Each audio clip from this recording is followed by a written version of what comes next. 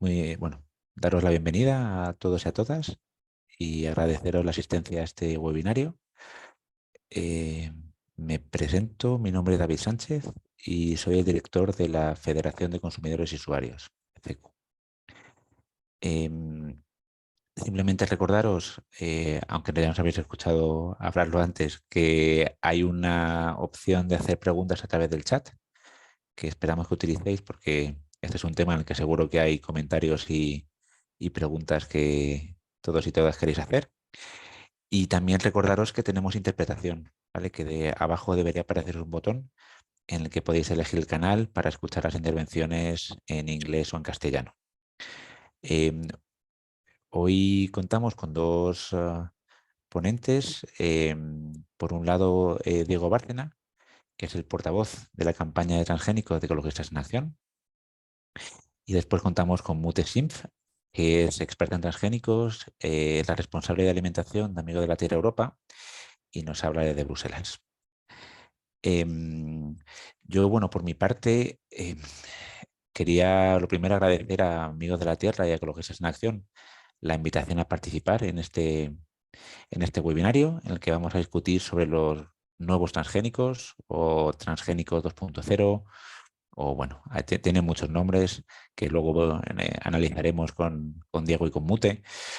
Em, Simplemente comentar, bueno, CECU somos una federación de consumidores que agrupamos a 11 organizaciones por todo el territorio del Estado y representamos como unas 50.000 familias, que tenemos una trayectoria bastante larga de participar en el debate sobre los cultivos y alimentos transgénicos, ¿no? Desde el principio de los años 2000 hemos sido una organización muy activa a la hora de informar y movilizar a las personas consumidoras en torno a este debate, ¿no? Que es un debate apasionante sobre el futuro, ¿no? De la alimentación y la agricultura.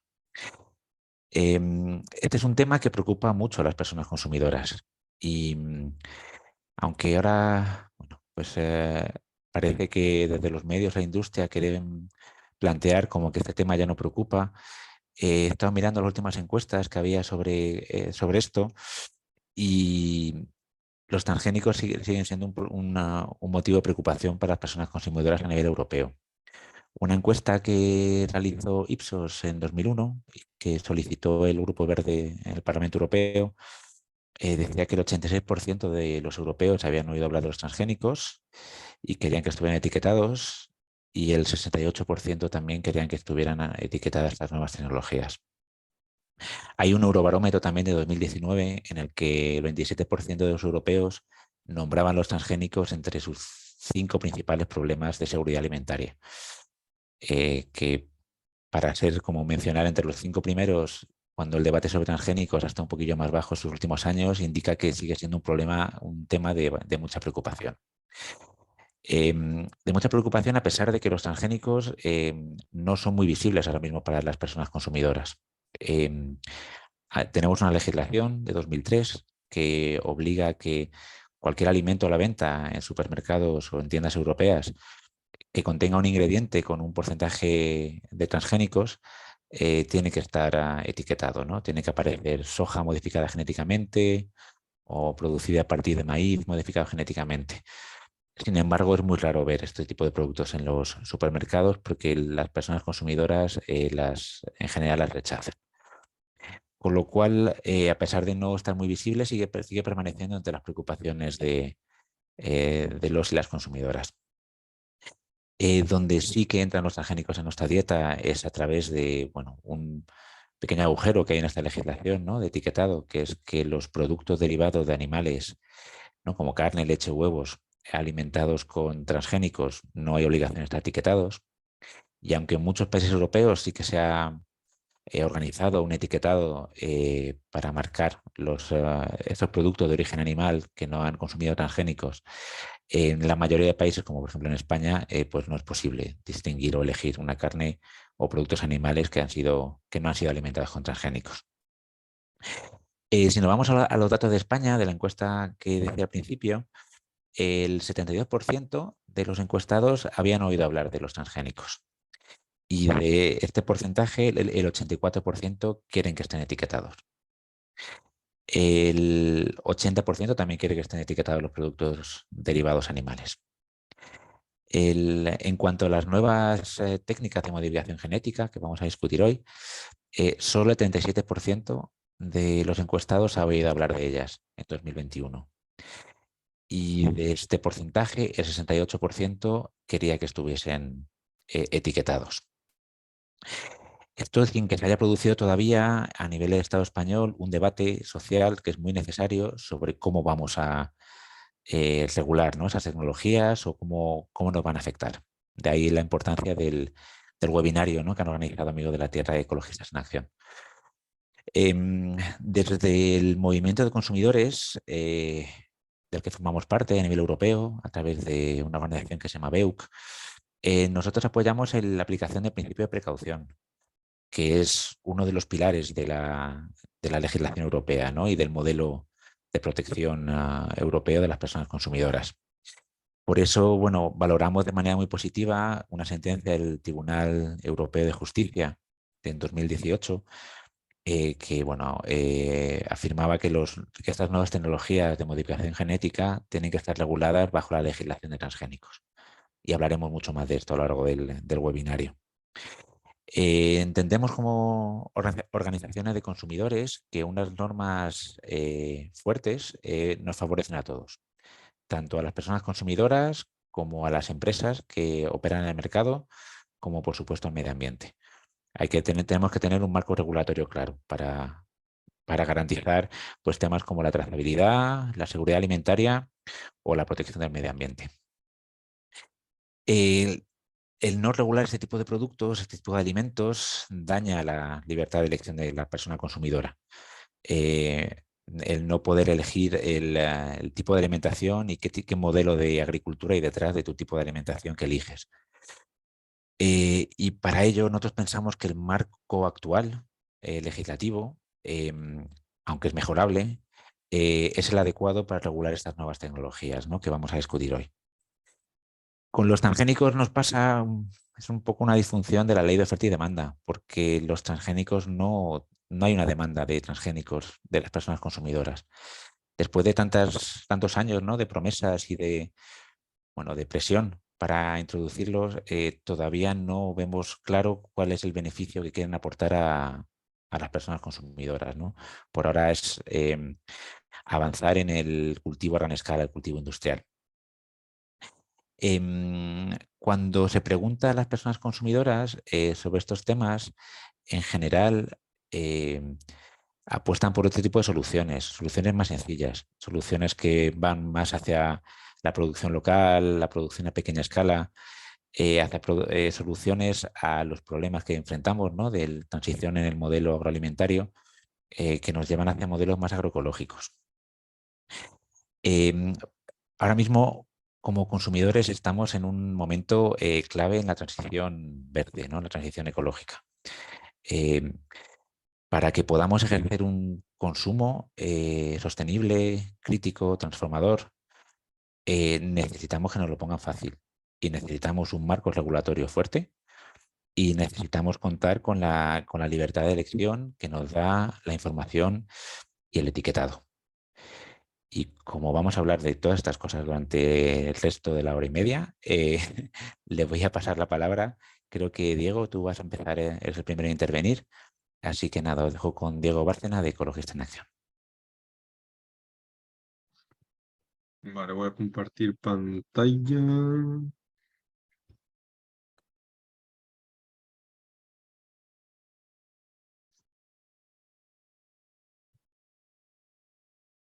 ¿Se ve, no?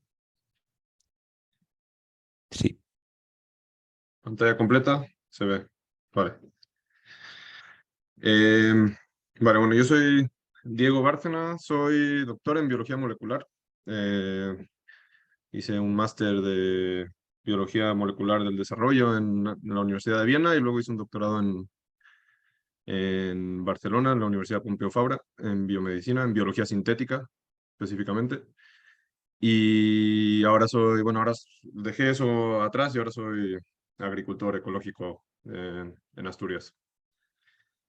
Eh, Y vale, os voy a hablar un poco sí, de qué son los transgénicos 2.0.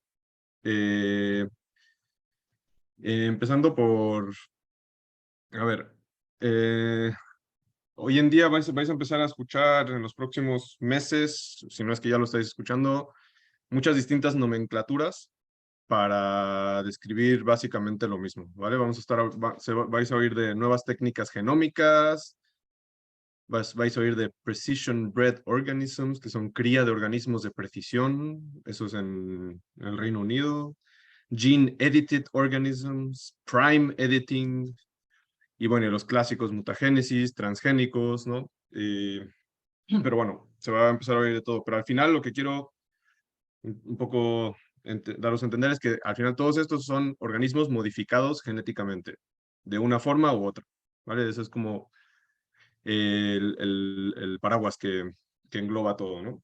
Hasta ahora, como bien decía David, los que se regulaban a nivel europeo eran los transgénicos, ¿vale? Ahora os explico. Ahora vamos a entrar en detalle para recordarnos qué son los transgénicos. Eh, Vamos a empezar por orden. Organismo modificado genéticamente. Un organismo, ¿qué es un organismo? Un organismo es simplemente un animal, ¿no? Un tipo, o un animal, una planta, un ser vivo, ¿no?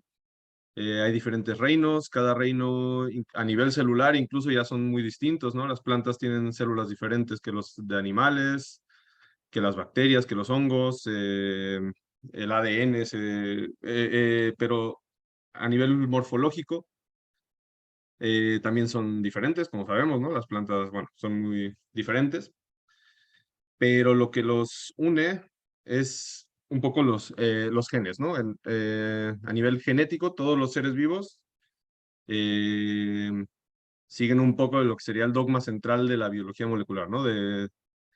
Todos tienen ADN, todos transcriben ese ADN en ARN, todos ese ARN lo convierten en proteínas, esas proteínas luego leen el ADN y bueno, eso es un poco el dogma central de la biología molecular. Eh, que ahora sabemos que es bastante más complicado que esto, pero bueno, un poco para recordar. ¿Qué es un organismo modificado genéticamente? Pues uno de esos es cuando tú tienes un ADN, por aquí pongo mi ADN, le haces un estímulo, le haces algo para que ese ADN sea modificado y en el siguiente paso tienes una mutación, ya sea en una de las letras del ADN, recordamos que el ADN son A, T, C, G, pues puede ser que sea una letra, puede ser que borres una parte, ¿no? Es un proceso aleatorio tradicionalmente, ¿no? Tradicionalmente los OMGs 1.0 se hacían con radiación, con estímulos químicos, ¿no? Para inducir esta mutación. El transgénico, la diferencia es que el transgénico es que tiene un gen de un organismo diferente, ¿no? O sea, el organismo, tú tienes tu ADN y le añades una secuencia de ADN de otro organismo, que no es el mismo, que le da una cierta función, ¿vale? Eh, Aquí entró en 2013, hubo un descubrimiento bastante rompedor, que es el que mucha gente en la biología, que estudiamos biología molecular, lo definimos como el santo grial, porque descubrieron una herramienta que se llama CRISPR-Cas, que también lo vais a empezar a oír, o si no es que ya lo habéis oído, eso fue en 2013, que nos permite versátil y con una relativa facilidad editar el genoma de cualquier organismo, ¿vale? Eh, no voy a entrar demasiado en detalle en cómo funciona, pero bueno, este es el libro de una de las receptoras del premio Nobel, de Jennifer Doudna, que incluso, o sea, lo llama el libro Una grieta en la creación, ¿no? O sea, no es por exagerar la importancia de este descubrimiento, pero fue bastante rompedor. Entonces, em, volvemos a lo de modificado, los organismos modificados genéticamente. Hay modificaciones genéticas naturales, ¿no? Porque eso es algo que también vais a empezar a escuchar mucho, ¿no? Que si las modificaciones genéticas nuevas que estamos haciendo, que si podrían ocurrir naturalmente, que solo estamos acelerando la naturaleza, ¿no? En el laboratorio. ¿Qué tipo de modificaciones genéticas naturales existen, ¿no? Por ejemplo, durante la replicación celular, cada vez que que se replica una célula, ocurren errores, ¿no? En la mitosis. Entonces se introducen mutaciones ahí, ¿no? Pueden ocurrir modificaciones naturales durante la meiosis, que es cuando las células sexuales se dividen y hay como un cambio ahí súper loco entre los genes.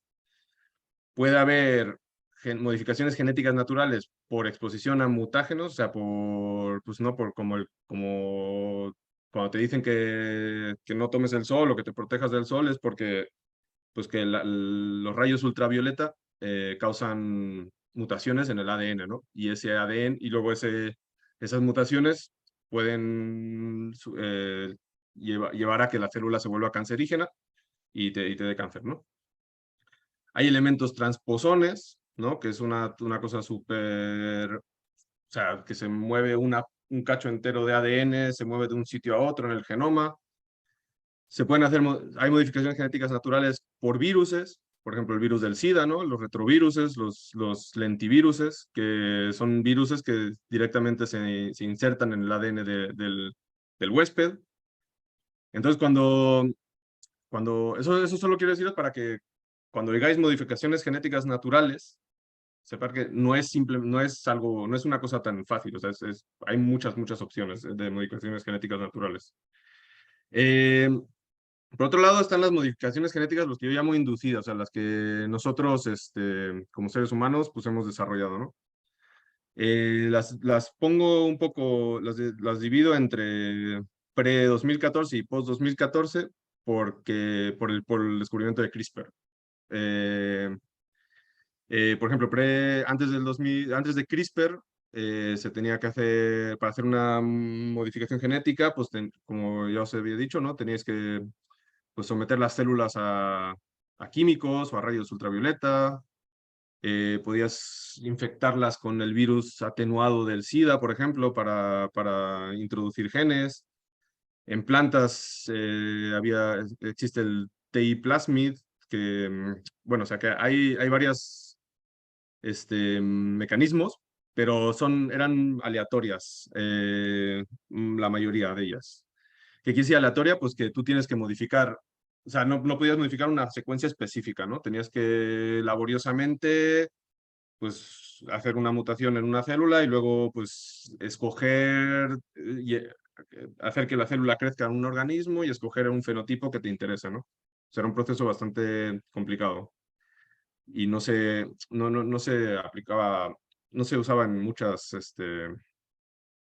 demasiados organismos. Luego hay mutaciones también dirigidas que llamábamos, que son, por ejemplo, la Site-Directed Mutagenesis, mutagénesis dirigida, pero que solo funcionaban en ciertos organismos, ¿no? Por ejemplo, en ratones, en levadura. Luego había los talents, había think fingers, pero bueno, eran todas técnicas bastante complicadas. Y lo que ahora se llaman nuevas técnicas genómicas, una de las nomenclaturas. Bueno, yo he leído en diversos textos que son técnicas que se desarrollaron desde 2001, pero no sé por qué pusieron esa fecha, porque en verdad lo importante aquí es el CRISPR. Y entonces son todo lo que se desarrolló post 2014. Con el CRISPR puedes hacer ya mutaciones aleatorias, puedes hacer mutaciones puntuales, puedes hacer inserciones, puedes hacer o sea, transgénicos, puedes hacer deleciones y pues hay muchas variaciones, ¿no? De lo que puedes hacer. Vale, entonces, simplemente, al final, como os dije, para mí, bueno, todos, da igual cómo lo hagas, si es con CRISPR o no. Al final todos, lo que quiero que quede claro es que todos son organismos modificados genéticamente. Vale, entonces lo nuevo, o sea, la novedad es que es que CRISPR te puede hacer, o sea, todo, están sustituyendo o intentando sustituir todas estas modificaciones con la herramienta de CRISPR. Eh, para enseñar un poco la relevancia, eh, solamente un año después del descubrimiento de CRISPR, ya se aplicaron estas mutaciones en un sinfín de organismos. Eso en el 2015. Hoy en día es casi más fácil encontrar organismos donde no se haya usado CRISPR, o sea, que encontrar organismos CRISPR, porque pues es que casi en todo lo que buscas, si tú buscas el nombre de un organismo en Google y pones CRISPR, con mucha probabilidad vas a encontrar por lo menos alguien que está intentándolo, ¿no? Algún laboratorio en el mundo. Eh, pero bueno, a lo que vamos es que qué usos en la agricultura podría tener CRISPR. Pues se puede usar para modificar animales, ¿no? Por ejemplo, este es un cerdo transgénico que hicieron en un laboratorio en China, donde, bueno, le dan otro tipo de masa adiposa para que el cerdo que no es el cerdo transgénico pues pueda resistir más al frío, ¿no? Eh, se está usando en productos como el tomate, ¿no? Estos son todo, bueno, experimentos de laboratorio, ¿no? Todo, no nada comercial, pero puedes, pues, hacer tomates triple determinantes, ¿no? Que en vez de hoja, pues ya casi no te dan hojas, te dan casi puro fruto. Simplemente borrando esto, por ejemplo, no sería un transgénico. Este sería porque no estás insertando un gen de otro organismo, sino aquí simplemente estás borrando lo que hicieron es borrar partes de un gen, de un promotor del tomate. Entonces, esto, en teoría, pues no se considera como un transgénico, ¿no? Luego el Mute os va a explicar un poco el tema de legislación. Yo más os voy a dar un poco, estoy dando una muy breve presentación del nivel molecular y biológico. Y también lo importante es, aunque estos organismos están todavía en laboratorio, sí que hay ya organismos que se están empezando a comercializar, ¿no? Entonces yo, por ejemplo, digo que la estrategia esta de la granja a la mesa de la Unión Europea, se les olvidó poner que es de estrategia del laboratorio a la granja a la mesa, ¿no? Porque o sea, si se pasa la legislación que nos va a explicar Mute, pues esto es lo que están buscando, ¿no? Los lobbies de la agroindustria. En este caso, ¿qué es lo que hicieron? Pues en este caso, lo que hicieron es en una mostaza, en una planta de mostaza para mezcla de ensaladas, para el mezclum, mutaron el gen de la mirosinasa. ¿Qué hace el gen de la mirosinasa? El gen de la mirosinasa lo que hace es que cuando tú comes una mostaza, al masticarla, se activa la enzima esta, la mirosinasa, y crea el sabor como astringente que tiene una mostaza, ¿no?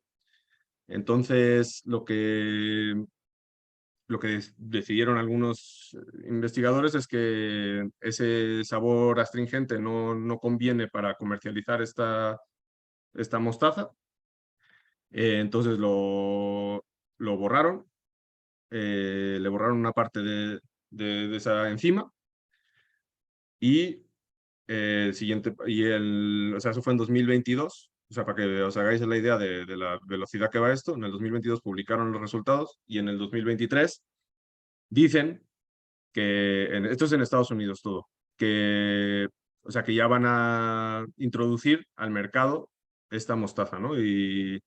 Y pues lo comercializan, ¿no? Muy, ¿sabes? Con bueno, la familia ahí feliz y los llaman comidas conscientes, ¿no? Las super comidas. O sea, es como, lo venden como como si fuera una lechuga más saludable, ¿no? Pero la verdad es que no tiene, o sea, no sé, es un poco absurdo en mi opinión, pero bueno, eso es en Estados Unidos, ¿no? Y es lo que probablemente si se aprueba la ley que se está tramitando en la Unión Europea, pues probablemente es lo que se nos venga, lo que nos quieran imponer, ¿no? Y bueno, es que sí, como tenemos poco tiempo, mejor dejamos el tiempo para la discusión. Lo único que quería hacer alusión es que aunque hablamos de transgénicos 2.0, eh, la gente en laboratorios y en investigación ya está 3 pasos adelante y o sea, ya están trabajando en transgénicos 3.0, ¿no? Que son los transgénicos de los impulsores genéticos, que no voy a entrar en detalle ahora. Tenemos un informe de Ecologistas en Acción donde describimos qué son exactamente. Pero bueno, es básicamente un poco para rozar el tema, es simplemente una forma de ingeniería ecosistémica ya. Todo basado en CRISPR, ¿no? O sea, es una forma de implantar un gen en una población salvaje, silvestre, con fines, pues, puramente, bueno, económicos. También se supone que, bueno, podéis leerlo en el informe este de los impulsores genéticos. Y nada, espero que no haya ido demasiado rápido, porque es un tema muy complicado, pero bueno, igual podemos resolver en el Q&A, en las preguntas, cualquier duda en la discusión. Yo por mí ya. Pues muchas gracias, Diego. Gracias por poner un poco de claridad en todos estos nuevos términos de organismos modificados genéticamente. La verdad es que es un poco, nos está pasando en muchos aspectos, ¿no? Que la tecnología avanza mucho más rápido de lo que avanza el debate social y la regulación, ¿no? Sobre cómo queremos implantarlo, cómo queremos regularlo, evaluarlo. Para esto justo, para ver cómo lo vamos a regular, bueno, pues va a participar con nosotros Mutesim, de Amigos de la Tierra Europa.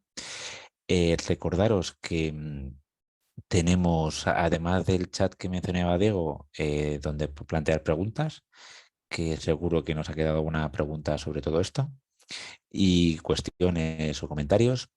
Y luego además tenemos la intervención de Mute va a ser en inglés, para quien prefiera seguirla en castellano. Abajo hay una bolita del mundo que pone interpretación y ahí podéis elegir el canal. Entonces, cuando quieras, Mute.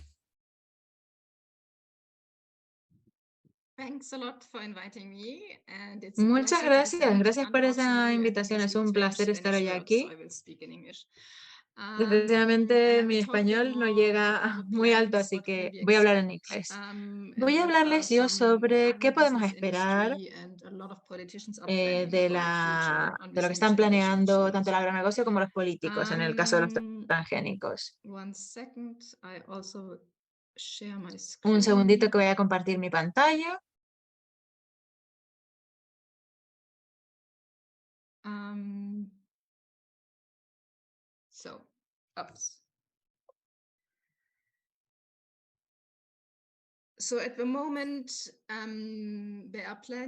Entonces, actualmente se está pensando en crear normativas muy diferentes para la próxima generación de transgénicos. El único tema en el que conseguimos llegar a un acuerdo los políticos y nosotros es que tenemos una crisis real, tenemos una crisis climática, una pérdida de biodiversidad palpable y estos son problemas. En Europa lo vemos porque no todo el mundo tiene acceso a una dieta saludable. También los agricultores se ven en una situación delicada. Y por otra parte, mucha gente va vendiendo soluciones mágicas. Dicen que esta mágica solución son los transgénicos. Es lo que dicen los grupos de lobby, el agronegocio, y llevan mucho tiempo, años, no solamente en Europa, también en Brasil, Canadá, Estados Unidos, Australia. Llevan mucho tiempo tratando de darle una nueva cara a los transgénicos. Como ya ha mencionado Diego, usan muchos nombres muy diferentes y eso es muy confuso. Pero lo que tenemos que tener claro es que son transgénicos. Políticamente, genéticamente, biológicamente son transgénicos. En Bruselas ahora lo llaman las nuevas técnicas genómicas, que es como el punto medio al que hemos llegado, pero siguen siendo transgénicos. Usan nombres muy diferentes y entonces hay personas que no se ven, no se deciden a participar en el debate porque no entienden claramente cuáles son las diferencias. Esa es la estrategia para confundirnos y para que estemos calladitos. Otra parte de la estrategia es vendernos esto como una solución mágica para tener una dieta saludable, para tener una dieta más sostenible.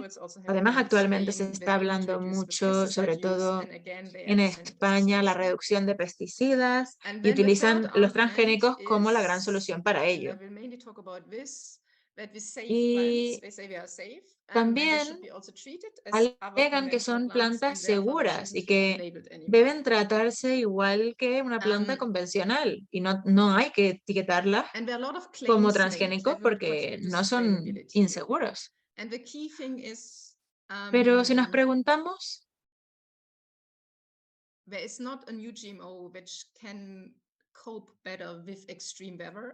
si nos preguntamos si contribuyen los OGM a la sostenibilidad, si pensamos en las situaciones actuales que hay con las sequías, las inundaciones, ¿son mejores? No. Si combinamos distintos tipos de alimentos, ¿acaso sirven mejor? No. Se almacenan y duran más tiempo, no necesariamente es algo mejor. Y si pensamos si los transgénicos nos van a permitir que todos podamos llevar dietas mejores, dietas más saludables, pues no necesariamente, porque además con las patentes pueden controlar el acceso a los alimentos y a las semillas y a las condiciones. Es muy complicado este debate, pero lo más complicado es el debate de los pesticidas. Fuera de Europa, sobre todo en Norteamérica, se están cultivando los OGM y además se están modificando de una forma en la que con pesticidas se matan todos los hierbajos y esto normalmente acaba conllevando a un aumento del uso de pesticidas. Parece que te lo venden como una solución al problema, pero realmente no está resolviendo el problema. Hay regiones como en Canadá o Estados Unidos. Es muy fácil meter una planta en el mercado, cultivar una planta, pero que no, y que te vendan unas cosas que luego no son verdad. En Estados Unidos y en Canadá se han desarrollado dos tipos de plantas que creo que los agricultores ya no están utilizando. Y luego hay una planta de tomate en Japón que supuestamente lo venden como algo más saludable para las personas con cardiopatías, pero luego por otros motivos no lo pueden vender. Y entonces se lo venden a ciudadanos, a individuos personales, personalmente para que lo puedan cultivar ellos. Todo esto para decirles que el motivo por el que en Europa no hay tantos OGM no es solamente por la normativa. He intentado resumirlo, pero sé que es mucha información, entonces voy a intentar hablar claro. La normativa sobre los OGM.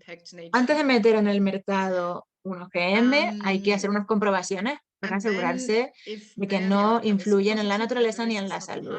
Si los resultados son positivos y los riesgos son bajos, necesitas una autorización para cultivarlos o para venderlos. Y luego el tercer paso es que haya transparencia en toda la Unión Europea para que tanto el obtentor como el distribuidor y el consumidor sepa si se trata de un OGM o no. Tienen que estar bien etiquetados. Entonces, ¿por qué hay tantas campañas para cambiar el etiquetado? Muchas veces dicen que lleva mucho tiempo, que es muy complicado, y sí que admito que es algo que lleva mucho tiempo, pero no pasa nada. Si pensamos en Syngenta o en las grandes empresas, tienen un montón de químicos y bueno, y ganan un montón de dinero, así que no pasa nada. All the GMOs and the new GMOs are patented, so they cannot access them without a green light and paying high fees to the agribusiness corporations to control them. But what is the real economic interest is the labeling rules. Around 20 years in the European Union, we have labeling rules. Hay unas leyes de etiquetado que tienen unos 20 años que han tenido un gran impacto en el mercado. Entonces, ¿por qué se permite políticamente vender transgénicos en la Unión Europea?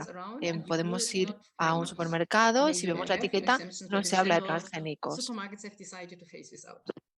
Los supermercados han decidido no traer estos productos. Hay un rechazo por parte del mercado. Los consumidores no quieren transgénicos y por ello los agricultores no ven ningún interés en cultivarlos. Esto lo que significa es que la industria de la biotecnología tiene un problema para vender estos productos. Entonces, el etiquetado es donde todo el problema está ahí, en el etiquetado. ¿Por qué es tan importante el etiquetado? Porque asegura la transparencia. Cualquier persona puede tomar una decisión informada de si quiere o no consumirlo. Hay agricultores que pueden cultivar maíz transgénico que se autorizó hace mucho tiempo, pero no hay interés en cultivarlo. Y este maíz se utiliza solo para alimentación animal. Si sabes dónde se cultiva o se vende estos transgénicos, hay una rendición de cuentas por parte de las empresas. Si hay un daño medioambiental, por ejemplo, los gobiernos a nivel nacional pueden demandar a las empresas y pedir daños. Esto todavía no ha sucedido en Europa, pero existe esa opción. Y otra cosa es que hay mucha falta de información y las etiquetas de los transgénicos no se basan en que puedan ser peligrosos, sino que se basan las etiquetas en que los consumidores tienen el derecho a tener esta información. Es un derecho básico de los consumidores y las leyes sobre etiquetado se basan en esta capacidad de decidir, no en que los consumidores tengan que saber que es un producto con riesgos. El etiquetado es fundamental para ver qué va a pasar con los nuevos transgénicos. Se habla de riesgos, se habla de diferentes términos y todo esto lo único que hace es distraernos del tema principal. Y el tema principal son las etiquetas. ¿Qué está sucediendo en la Unión Europea en este momento? He intentado no utilizar muchos términos técnicos. A comienzos de 2020, la Comisión Europea dio los primeros pasos para preparar una nueva legislación. La cosa se fue tomando ritmo el año pasado y nos faltan un par de semanas o un par de meses antes de que se apruebe la nueva, antes de que la Comisión Europea presente la nueva ley. De 2020 hasta ahora, la Comisión Europea no ha tenido en cuenta ni un argumento, ni un punto de vista, ni un hecho, ni una evidencia a favor de mantener las regulaciones. Solo han seguido los deseos de la industria. Yo trabajo mucho en Bruselas y me parece uno de los procesos más extremos en los que la industria ha estado dirigiéndolo todo, que he visto hasta el momento. No está claro cuándo la Comisión Europea va a presentar la nueva ley. Iba a ser a principios de junio, pero esta fecha no va a ser. Querían presentarla antes de las vacaciones de verano, es decir, en julio, porque quieren que esto pase por el Parlamento y el Consejo lo antes posible. Es un proceso muy ambicioso.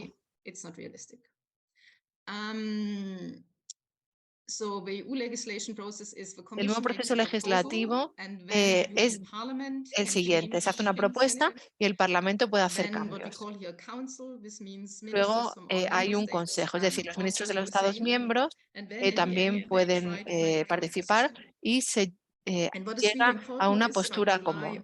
Es muy importante que a partir de julio España va a tener la presidencia del Consejo. Esto lo que significa es que España va a dirigir las reuniones del Consejo y va a tener mucho peso en lo que suceda. La presidencia lo que significa es que se puede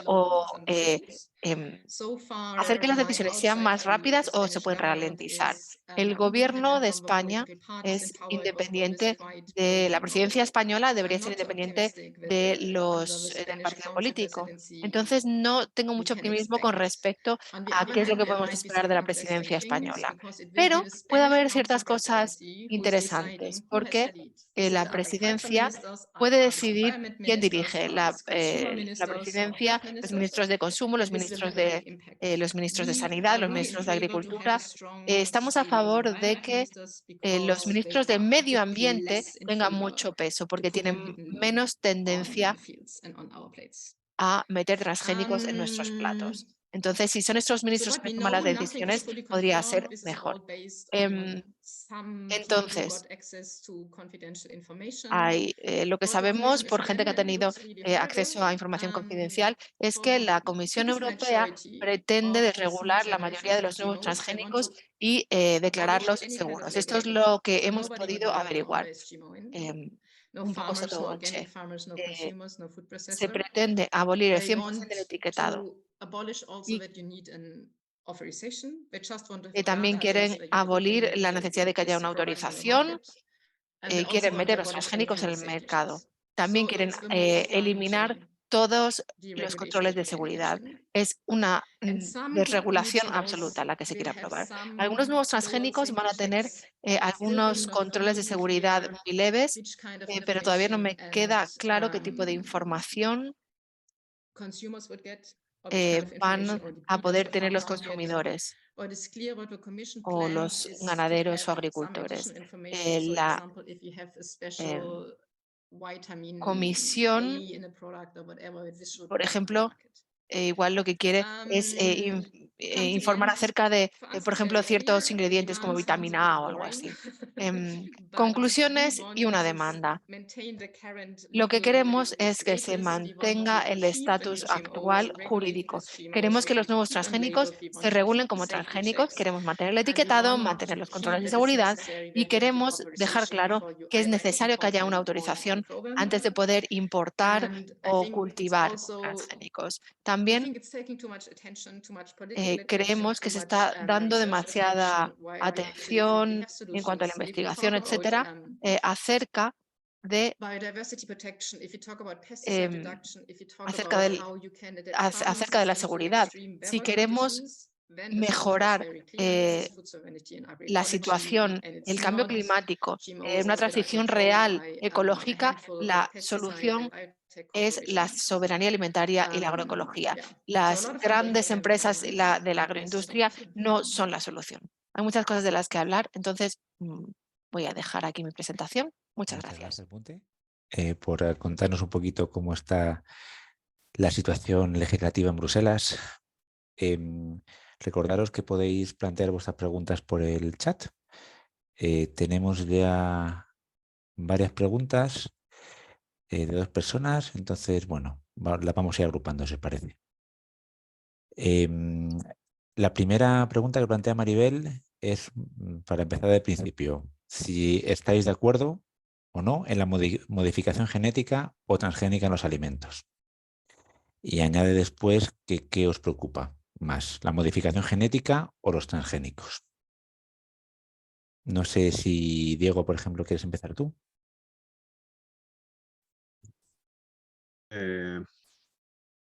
Bueno, yo puedo dar mi opinión.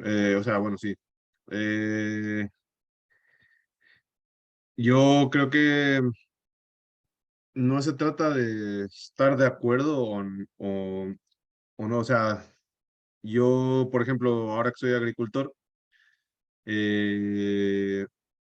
uso variedades de semillas que por la legislación, porque recordemos que yo no sé como agricultor si si una planta que estoy usando se creó con mutagénesis, ¿no? Por ejemplo, si es un OMG, ¿no? Yo solo sabría si es un transgénico porque es lo que tienen la obligación de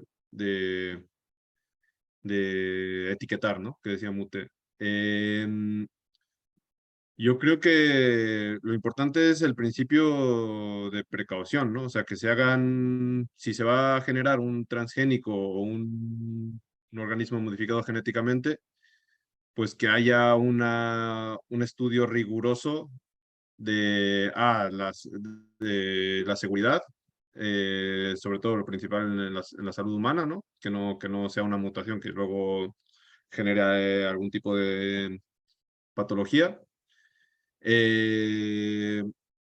Ve que el medio ambiente, ¿no? Que no sea una mutación que se pueda esparcir a una variedad silvestre de la planta en cuestión y causar problemas, ¿no? Si es una resistencia a un bicho, pues no sé, que se esparza.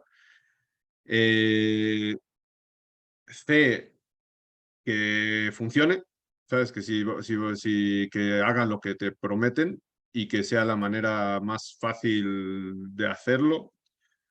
Y de ello, eso ya lo incluiría, pues que sea, pero ahí es donde falla, ¿no? Pues que fuera, si todo eso funciona y si funciona, pues que fuera de dominio público, ¿no? O sea, que si es, o sea, yo en general no estoy en contra de la tecnología si la tecnología se prueba que funciona y que es segura pero en el caso de los transgénicos o los OMGs, en mi opinión y por lo que veo, no es simplemente una excusa para privatizar la vida, ¿no? Las semillas, para privatizar otro tipo de organismos, que te digan o sea, una variedad resistente a la sequía también se puede generar pues con cruzas y seleccionando pues naturalmente, ¿no? Simplemente como se hacía antes. Es un proceso más lento, pero yo creo que es mucho más seguro y además es más, o sea, hay que devolverle un poco, en mi opinión, la soberanía a los agricultores, ¿no? y no que se decida en un laboratorio vete tú a saber ni dónde, en China, donde sea, qué cultivos se van a cultivar en el planeta, ¿no? Yo creo que lo importante es defender pues, que la soberanía para los agricultores, para la gente, ¿no? Gracias, Diego. Mute, ¿quieres añadir algo? No sé si entendiste bien la pregunta. No. Vale. Mira, pues Mute, si quieres te paso la Yes, I segunda. got a question, but I think Diego gave already response. Sí que he entendido la Vale, pregunta, genial. pero creo que Pues Diego te ya paso a ti respondió entonces la totalmente. segunda pregunta, que va un poco más en torno al papel de las multinacionales y de los políticos en todo esto, ¿no? Que nos plantea Juan. Yo me gustaría añadir quiénes son los actores que están moviendo todo esto. ¿Siguen siendo las mismas empresas que conocíamos desde antes? ¿Son Syngenta, es Bayer? ¿Hay otros nuevos actores? Cuéntanos un poquito, ¿quiénes son los principales actores que están en este debate?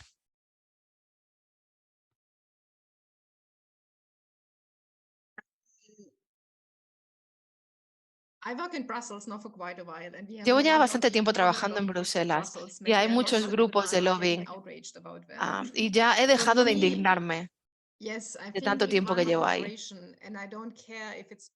Me da igual qué empresa sea, si es Bayer o Syngenta o la que sea. Si una empresa controla demasiado un mercado y tiene demasiada influencia en los gobiernos, en la Unión Europea, o al final siempre es problemático, es lo que opino. Pero para mí aquí lo más problemático es que en lugar de desarrollar sus propias soluciones, la Comisión Europea lo que ha hecho es aceptar sin ninguna capacidad ni filtro lo que dice la industria. Y para mí ese es el gran problema aquí. Pero por otra parte, se está perdiendo el derecho a tomar las decisiones y tenemos que buscar las soluciones locales, porque creo que esas son siempre las mejores. Y sobre la pregunta que has hecho, David, esto es como muy aburrido. Cambian de nombre, pero siguen siendo los mismos. Bayer se fusiona con Monsanto, sigue siendo la mayor empresa de pesticidas, siguen invirtiendo en transgénicos, en semillas transgénicas y hay otras empresas estadounidenses. Bueno, Bayer es una empresa estadounidense al final, pero tenemos Corteva, Pioneer DuPont, Pioneer es otra empresa bastante conocida. Ahora se llama Corteva. Pioneer es la misma, cambian de nombre, pero algo interesante de Corteva es que ha logrado controlar el acceso a las patentes, a la técnica CRISPR en el desarrollo de especies fitomejoradas. Si quieres utilizar las técnicas CRISPR en obtenciones vegetales, no puedes hacerlo sin tener un contrato con Corteva, porque controla el acceso a esta técnica. Y luego tienes otras partes interesadas como Syngenta, BASF.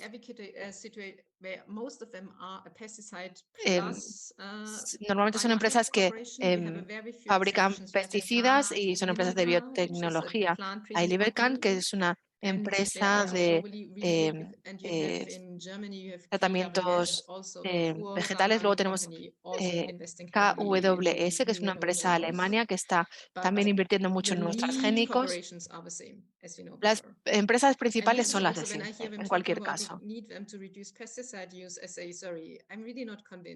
Cuando dicen esto de que, sí, con estos nuevos transgénicos reducimos los pesticidas. Y es como, pero si tú fabricas pesticidas, ¿cómo te voy a creer? ¿Vas a dañar tu propio negocio? Entonces, los agricultores nunca comprarían tus semillas patentadas, no van a dañarse a sí mismos. Muchas gracias, Mute. Hay una pregunta de Augusto que va un poco en cómo se compara la legislación que propone la Unión Europea con otras legislaciones, por ejemplo, en Estados Unidos o en China. Y bueno, plantea eso, si en el ámbito internacional, ¿cuál es la legislación más restrictiva, ¿no? Sobre el consumo de organismo modificado genéticamente. No sé si quieres empezar tú, Mute, que es de legislación. Sí, puedo responder. La verdad es que no sé mucho de China y es muy difícil recabar información real sobre la situación en China. Tienen ciertos transgénicos que cultivan, pero si estamos hablando de los transgénicos antiguos, empezaron con el arroz transgénico que se cultiva también en Tailandia y en Filipinas. Pero es muy difícil tener información de China. Pero, por ejemplo, en Estados Unidos está la situación bastante desregulada. Es muy fácil comercializar estos productos y los agricultores no tienen que declarar si son transgénicos o no. Una diferencia entre Estados Unidos y la Unión Europea es que en la Unión Europea el planteamiento hasta el momento es que los transgénicos antiguos, los nuevos, los pesticidas o cualquier producto que sea potencialmente arriesgado, hay que entregar estudios, datos antes de poder comercializarlos. Pero una vez se comercializan, se da por hecho que son productos seguros y no hay muchas herramientas para que los consumidores y las organizaciones sepan qué está pasando. También los productos químicos, no solo los transgénicos. En Estados Unidos,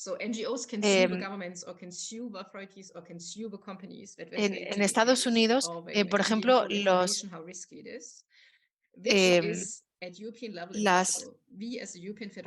las ONGs pueden denunciar al Estado o a una empresa por comercializar productos que no son seguros. Y eso no podría pasar en la Unión Europea. No estoy diciendo que el sistema estadounidense sea bueno, pero sí que hay una posibilidad de que las ONGs entren en acción si algo no va bien.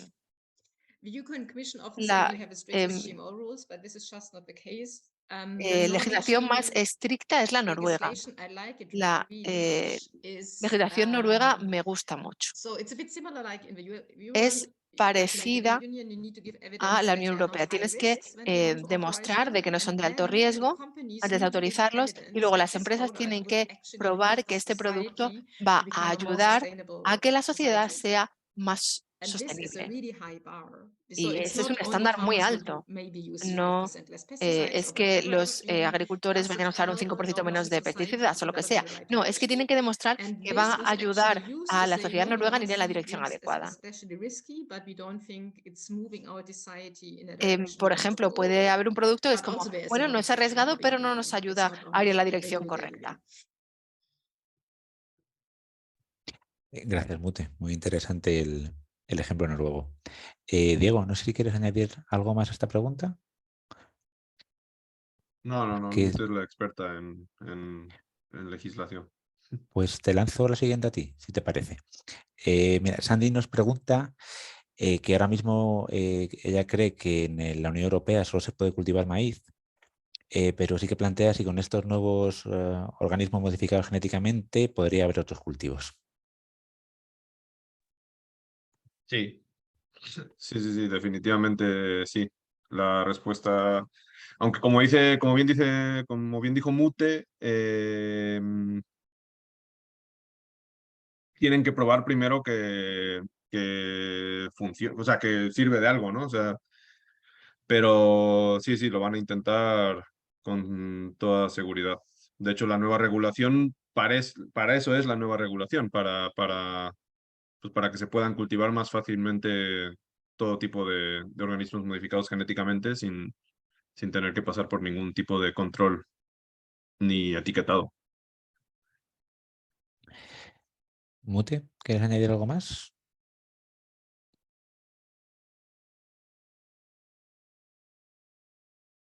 Sí. Sorry, I used in parallel Perdón, es que me había equivocado de idioma, no estaba entendiendo nada. Yo entiendo por qué a los investigadores les gustan tanto los OMG, porque pueden hacer cosas que no podían hacer antes. Pueden hacerlo en un laboratorio, y lo que funciona en un laboratorio es una cosa. Lo que funciona en un laboratorio no es lo que tiene que indicar el sentido en el que tienen que ir los ecosistemas. Y ahora tenemos plantas modificadas genéticamente muy interesantes y están intentando promover ciertas características. Esto es muy emocionante, lo entiendo que a los investigadores les guste, pero los legisladores no son los únicos que tienen que decir, tienen que determinar cuál va a ser qué va a ser lo que vamos a hacer y cuál va a ser la legislación. Porque también hay que tener en cuenta lo que dice, por ejemplo, un ecologista y habla sobre los impactos en el ecosistema. En el caso del maíz es muy interesante. En cultivos transgénicos en Europa hay maíz, algodón, pomelo, creo. Luego hay algunas legumbres, pero bueno, soja, no sé, alguna cosa más ahí también. No me vienen ahora. Y esto hace que surjan ciertas preguntas también. Por ejemplo, la colza puede tener impactos no deseados en otras plantas. Hay que tener en cuenta cuál va a ser el impacto medioambiental, pero nunca se ha investigado en este caso porque nadie se lo ha planteado. Pero si vemos la composición de algunas plantas,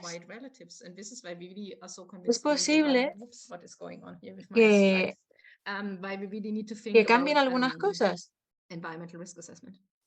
Y por eso es tan importante que tengamos en cuenta y que hagamos evaluaciones lo que, por ejemplo, con el ejemplo que puse de la mostaza, de esto. Que le quita el sabor ese picante. El sabor picante de la mostaza es un mecanismo de defensa de la planta contra herbívoros, o sea, contra insectos, contra organismos, ¿no? Contra que se la quieren comer. Entonces, si una mostaza de esas, imaginemos que se llega a esparcir, a cruzar con mostazas salvajes, pues entonces podría acarrear que esa mostaza, pues no, o sea, que si se esparce ese gen, pues que sean más susceptibles a insectos, ¿no? Y causar pues un colapso ecológico, ¿no? En el peor de los casos. O sea, sí hay que yo también entiendo, como dice Mute, la emoción de CRISPR. Yo fui el primero que estaba súper emocionado cuando se publicó el descubrimiento. Pero luego vi, o sea, el potencial real y me salí de la ciencia porque dije, uy, ¿qué va? Esto se nos va a ir de las manos, pero muy rápidamente. Entonces, hay que el principio de precaución nunca fue más importante que ahora, en mi opinión. Gracias, Diego. Si quieres, te paso a ti las siguientes preguntas, ¿vale? Que son también un poquito más técnicas. Juan quiere saber un poco si transgénico significa resistencia a antibióticos en bacterias patógenas o presencia de nuevas sustancias tóxicas en alimentos. Y bueno, y si según la OMS son seguros, ¿por qué tanto debate y tanta desconfianza? Si nos puedes hablar un poquito de esto.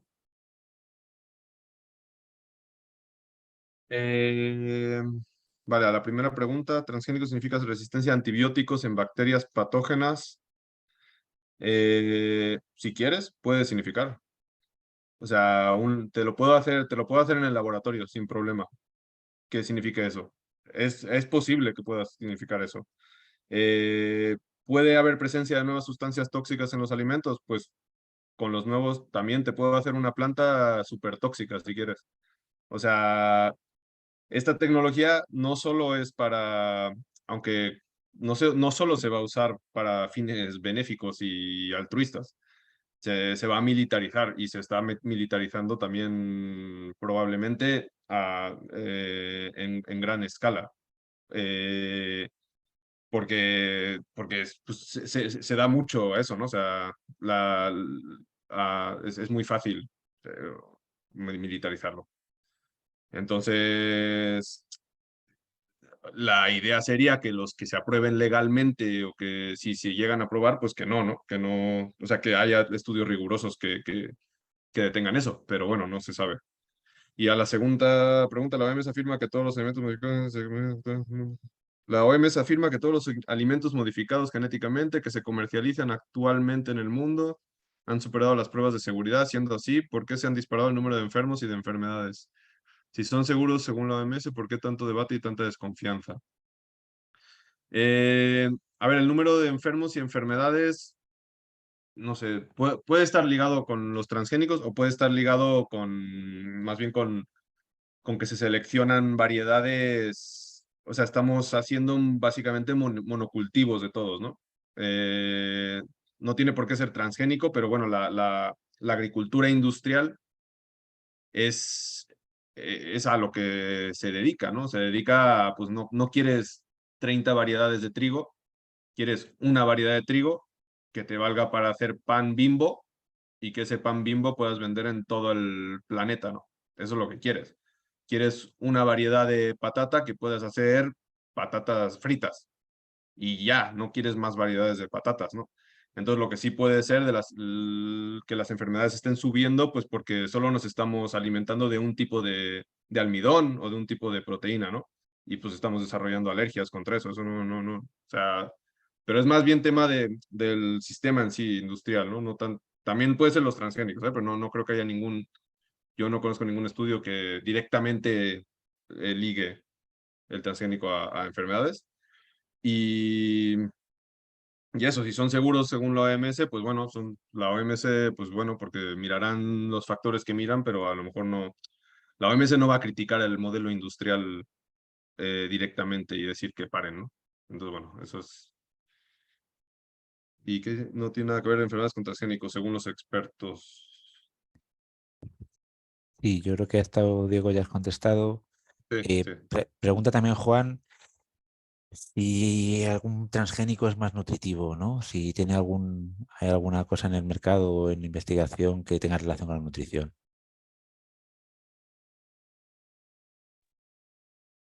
A ver, una cosa, Juan, es lo que dicen y otra cosa es lo que es, ¿no? O sea, es más nutritivo como el tema de la mostaza que enseñé, ¿no? La idea de hacer la mostaza es sin el sabor a picante, es porque la planta de la mostaza tiene más calcio y es más nutritiva que la lechuga, ¿no? Pero no quiere decir que sea necesario, ¿no? O sea, no quiere decir, no tiene por qué. Hay otras formas de conseguir calcio, hay otras formas de conseguir esos nutrientes que no son a través de los transgénicos. El problema aquí es que lo que nos venden es que los transgénicos y los organismos modificados genéticamente son la única vía de conseguir productos más nutritivos. Y eso es una falacia. Eso no es verdad. Hay muchas formas de conseguir productos nutritivos y lo único que quieren es hacerse con el control de esa propiedad intelectual, ¿no? Gracias. Se está animando el chat de preguntas y vamos a dar paso a nueva gente que tiene preguntas, como Roberto de la SEAE, que plantea que una de las dudas ante el posible etiquetado de estas nuevas tecnologías, ¿no? De estos nuevos organismos modificados genéticamente, es si existen test que permitan diferenciar el alimento desarrollado con esas tecnologías.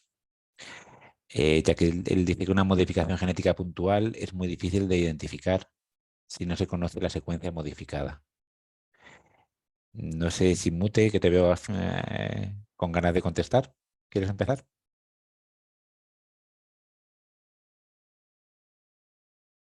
Yes. Sí, sí. Sorry, now I get a bit technical, but I tried hard to Me voy a avoid volver so un far. poco técnica. Voy a intentar no complicarme demasiado. independent from this new generation of GMOs. Some of them were always hard to find in the Algunos OMG For son example, difíciles de encontrar they en un did in some producto. Central American countries, they did field Hay trials with países de all kind of crazy Centroamérica things because there nobody en was los que checking and nobody was hicieron demanding todo tipo de safety, pruebas porque measures. nadie And sometimes it exigía can medidas de be that this seguridad. also Y hubo contaminated casos en prices. los So que we had esto situations in acabó Germany. I'm contaminando German, we love otras controls, semillas. we love Yo checks. soy alemana, me encantan los And even controles, las there was pruebas, las a plant and a comprobaciones. flower grown and sold Y various hubo years and nobody una found it because nobody planta was actually checking and nobody was looking que and there was nadie just one test encontró, track. una planta So genéticamente for some of the modificada, plants, que nadie some GMO encontró plants porque were nadie la not so estaba common. It was buscando. Hay always algunas a challenge to plantas, find them, and las also for no the tan older comunes, las GMOs are plantas really no genéticamente hard to modificadas no find. tan comunes, The son muy most difíciles de encontrar. wild, the ones that are Las grown más on that scale are easy salvajes, to las find because que actually crecen we only have a two ways how gran we escala, modify son más classically fáciles de encontrar, the cells, and then you have a quick test sobre track. todo en los dos And I tipos admit it's not de easy to find them, modificaciones celulares but principales, the pues se European hacen las Commission comprobaciones y se determina. since 2017 is promoting the Desde development of 2017, these methods la to Unión distinguish Europea, la Comisión the Europea GMOs. está There was a examinando technical estos meeting where métodos some national de experts suggested examinación that the Commission should de, start developing these tests, and the de Commission said no, we OGMs. don't waste taxpayers' money. Hubo And una now there is this huge una European llamada Union para research program on preguntar everything. más sobre esto, pero And la Comisión now, Europea no quería gastar más dinero. Se hizo un programa, una campaña y ahora se está empezando a seguir más de cerca este tema. Así que sí, esto demuestra claramente que si alguien quiere encontrar la solución política de algo, pues se hace. Y obviamente las plantas no son fáciles de encontrar, pero si se sigue regulando, la culpa, la responsabilidad sigue recayendo sobre las empresas. Y actualmente vendría bien que la gente tuviera acceso a estas máquinas para que pudieran encontrar las plantas. Y en Europa no se están usando mucho los OGM, pero por ejemplo, si compran una pizza y la pizza tiene, por ejemplo, aceite de colza modificado, creo que debería estar etiquetado. Pero la pizza en sí, la pizza no se puede comprobar, no se puede hacer la prueba de la pizza. Así que a veces no vale con hacer simplemente la prueba, lo que hay que hacer es confiar en el proceso, en que se hagan las comprobaciones adecuadas. Y he traducido una pregunta sobre sequías. No digo que sean resistentes a las sequías. Yo tampoco soy experta en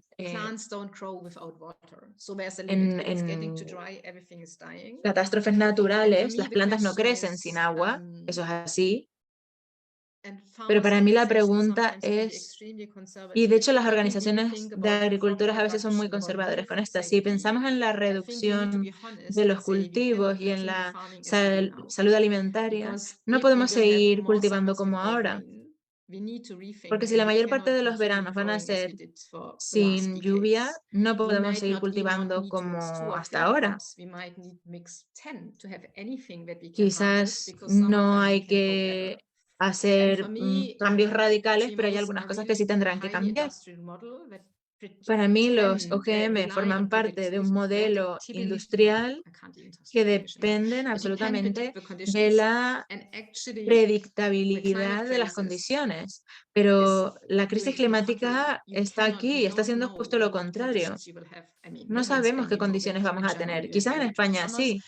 En general hay veranos muy secos, pero no lo sabemos. Es que puede haber una tormenta, puede haber un incendio, puede haber nieve. Y esos sistemas agrícolas como la agroecología se adaptan mucho mejor. No hablamos de grandes rendimientos, hablamos de suministro de alimentos. ¿Y qué vamos a hacer con estos cambios climáticos? Pero para mí los OGM no son parte de la solución, son parte del problema. Gracias, Mute. Un apunte a la pregunta de Roberto. Es verdad que encontrar una modificación genética puntual de novo es complicado. No es imposible, pero es complicado. Pero tenemos que tener en cuenta una cosa importante, que las casas de semilla van a querer también proteger su propiedad intelectual, ¿no? Por un lado. Entonces, imagínate que crean una semilla fantástica o que le sale una que funciona muy bien a lo que sea. Ellos van a querer, van a tener que desarrollar ellos mismos un método para identificar si algún otro o agricultor, ¿no?, está usando o replicando su semilla, porque recordemos que un tema importante que no se ha tocado aquí es el de las patentes. Y todo esto, pues todas estas semillas, la idea pues, es patentarlas y protegerlas, ¿no? Y proteger la propiedad intelectual. Entonces, la única forma de protegerla, pues es saber identificarla, ¿no? Entonces pues, va a tener que ir por ahí los tiros.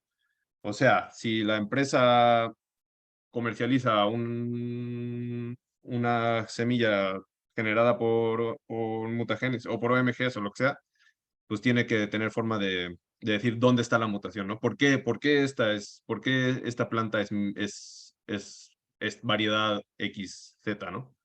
Ahora bien, las plantas que se introduzcan de fuera de la Unión Europea, ahí sí que lo veo, bueno, es complicado, no es imposible, es costoso, va a ser costoso porque, bueno, tienes que básicamente hacer un whole genome sequencing, ¿no? Secuenciar todo el genoma, hacer comparaciones. Si no sabes ni siquiera dónde buscar, bueno, es complicado. Pero hay gente muy preparada y si se le invierten recursos, se podrían identificar. Gracias.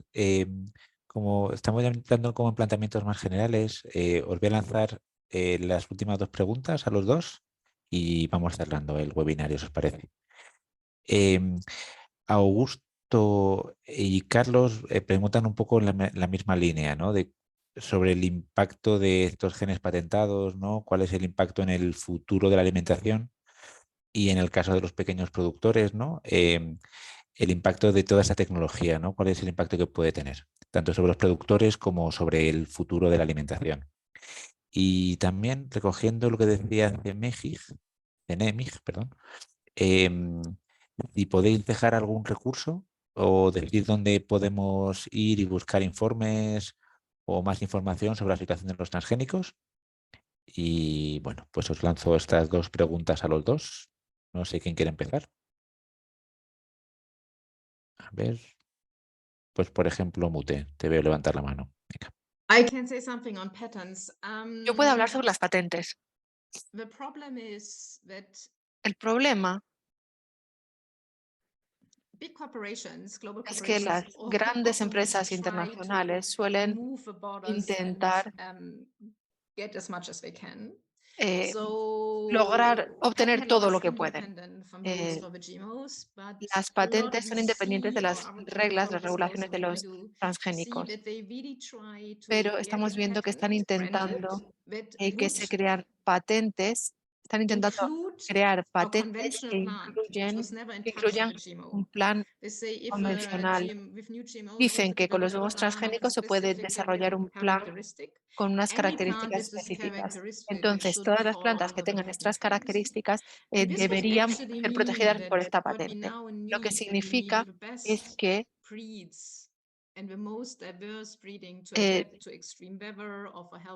las variedades que se adaptan al clima, las buenas variedades, lo que podría suceder es que los productores no tengan acceso a estas semillas porque podrían estar cubiertas por las patentes. Esto no tiene necesariamente que ver con las normativas. Entonces, la sociedad civil tiene que ser firme diciendo no se puede patentar una planta convencional, es ilegal. Y esto es muy importante porque necesitamos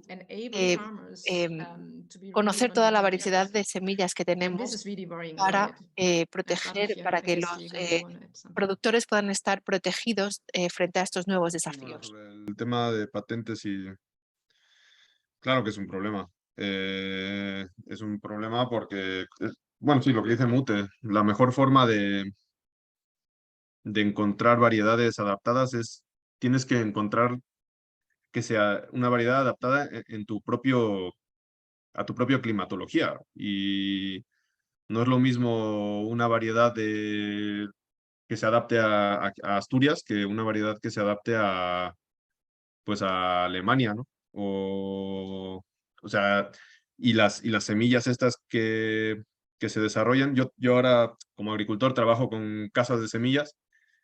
A mí lo que más me impresiona, incluso a día de hoy, sin transgénicos ni nada, es la barrera. Hay una barrera o sea, tú puedes hablar con el comercial que te vende la semilla, tú puedes hablar, pero lo que nunca, ni siquiera los comerciales mismos saben exactamente cómo se está produciendo la semilla de sus casas. O sea, yo estoy pensando en una empresa en particular, creo que sabes a cuál me refiero, Carlos, que, o sea, el comercial no le informan, ¿sabes? Yo le he preguntado, oye, ¿y esta variedad dónde se hizo? ¿O está adaptada a qué clima? Y no, ¿sabes? No tiene esa información. Y a mí eso me parece ya, o sea, es un error en el sistema, porque tenemos que democratizar o distribuir, ¿no? la selección de nuevas variedades adaptadas a sitios, a su sitio, ¿no? Y sobre todo con la climatología rara que viene, porque ya ni siquiera es, o sea, ni siquiera es de, como decía Mute, no es que vengan solo sequías, sino viene sequía y al próximo día una inundación y luego, o sea, calor y frío y los hongos, y entonces tienes que adaptarla a muchas cosas, ¿no? Es multifactorial lo que tienes que hacer, no es una sola cosa lo que tienes que desarrollar, ¿no? Entonces, y eso es mucho más fácil, pues, si lo hiciera más gente. El problema principal que tenemos en Europa es que no hay agricultores. Es que el 5% de la población en Europa se dedica a la agricultura. Entonces, podemos defender que la soberanía alimentaria y que el poder a los agricultores, pero no hay. Y los que hay son agricultores, entre comillas, que están, pues simplemente hacen lo que les dice las casas de semilla. Les venden semilla de maíz, y planta esto, y, o sea, no estoy diciendo que todos, y hay gente muy valiosa, pero muchos de los agricultores son, o sea, no son agricultores como la imagen que tenemos idealizada, ¿no? Del agricultor. Y la otra pregunta era... Bueno, informes o recursos sobre este tema para que la gente pueda seguir leyendo o investigar un poco más. Pues yo ahí dirigiría, pues, o sea, en Ecologistas en Acción vamos a intentar producir documentos resumiendo un poco toda la nueva legislación en los próximos meses, en castellano, en español. Luego en inglés y en alemán y en francés hay más cosas, más informaciones, ¿no? Hay bueno, una serie de organizaciones como Amigos de la Tierra Europa, ¿no? que tienen documentación bastante extensa. Están unos austriacos que se llaman Test Biotech, que en mi opinión producen, bueno, una documentación muy, muy potente. Y sí, eso. Vale, genial. Mute a lo mejor quiere decir algo más. Mute ha añadido en el chat el link a la página de Amigos de la Tierra Europa. I just added, but now it's now seen as an answer